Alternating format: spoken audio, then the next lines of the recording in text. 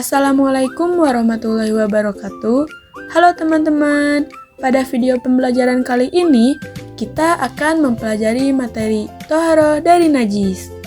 Dalam kehidupan sehari-hari, kebersihan bukan hanya soal kenyamanan, tetapi juga bagian dari ibadah.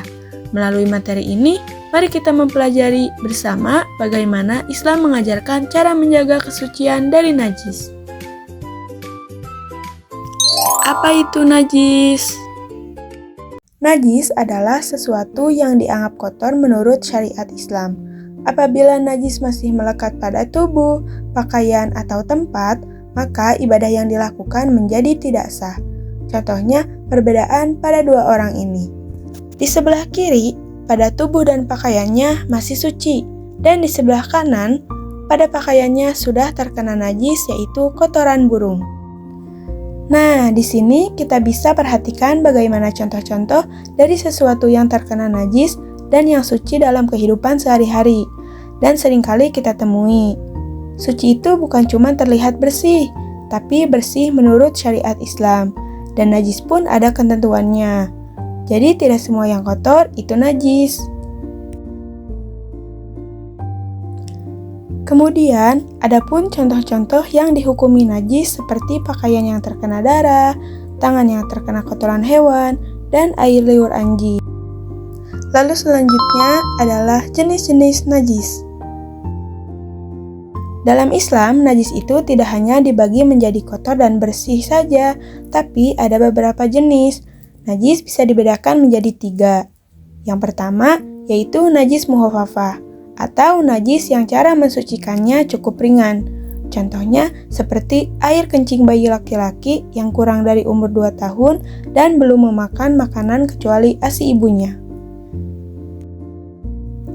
Yang kedua, najis mutawasito, yaitu najis yang cara mensucikannya pertengahan.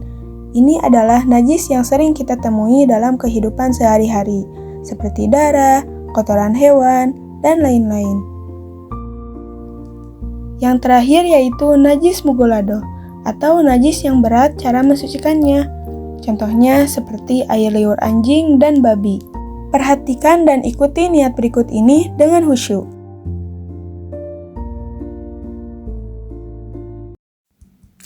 Mari kita melihat bagaimana cara mensucikan najis-najis tersebut. Mensucikannya adalah dengan menghilangkan seluruh sifat najis, yaitu rasa, warna, dan bau. Kemudian mengalirkan air di permukaan objek yang terkena najis sampai merata. Cara mensucikannya yaitu dengan menghilangkan seluruh sifat najis, kemudian membasuhnya dengan air sebanyak 7 kali, di mana salah satu basuhannya dicampur dengan debu yang suci dan mensucikan hingga merata.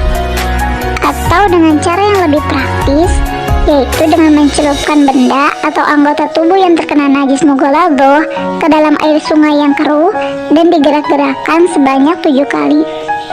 Oh iya, menurut salah satu pendapat, sabun dapat digunakan sebagai pengganti debu dalam menghilangkan najis mugolado. Kotoran ayam di lantai.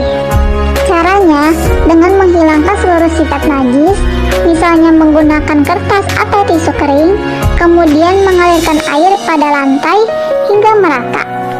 Contoh babi. Caranya dengan menyediakan air yang dicampur dengan debu, kemudian menghilangkan kotoran dan sifat-sifat najis, lalu lantai tersebut dibasuh dengan air yang sudah dicampur dengan debu hingga merata. Kemudian dibasuh dengan air suci sebanyak 6 kali.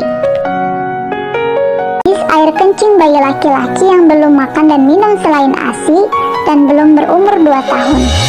Caranya dengan memercikan air pada seluruh bagian yang terkena najis. Dengan catatan, air yang dipercikan harus lebih banyak dari air kencing yang mengenai pakaian tersebut. Setelah itu, barulah diperas atau dikeringkan. Menjaga kesucian dari najis adalah kunci sahnya ibadah. Mari kita biasakan toharoh dalam kehidupan sehari-hari, agar setiap ibadah kita bernilai dan diridhoi Allah Subhanahu wa Ta'ala. Thanks for watching.